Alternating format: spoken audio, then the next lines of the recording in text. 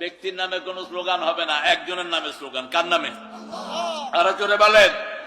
আমাদের দেশের কিছু লোক ইমোশনাল, ওনা বলে নারায়ে রিসালা ইয়া রাসূলুল্লাহ। পাইছো কোত্থেকে এই সমস্ত ফালতু জিনিস?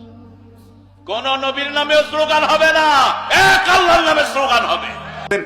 আপনি নারায়ে তাকবীর থেকে আমার নবীর রিসালাত কেটে দিয়েছেন। এটা খারিজিয়তের কাজ, এটা কখনো সুন্নিয়তের কাজ হতে পারে না। কারণ সাহাবায়ে কেরাম আল্লাহু আলামু বলেন নাই, যত জায়গায় আল্লাহর নাম নিয়েছেন বলেছেন আল্লাহু ওয়া রাসূলুহু আ'লাম। সাহাবায়ে কেরাম কখনো বলেন নাই বি আবি আনতা ওয়া উম্মি, বি আবি আনতা ওয়া উম্মি ইয়া আল্লাহ, না, বি আবি আনতা ওয়া উম্মি ইয়া রাসূলুল্লাহ। হুজুর আমাদের মা বাবা আপনার কদমে কুরবান, ফেদাকা হুজুর আমার মা বাবা আপনার কদমে ফেদা।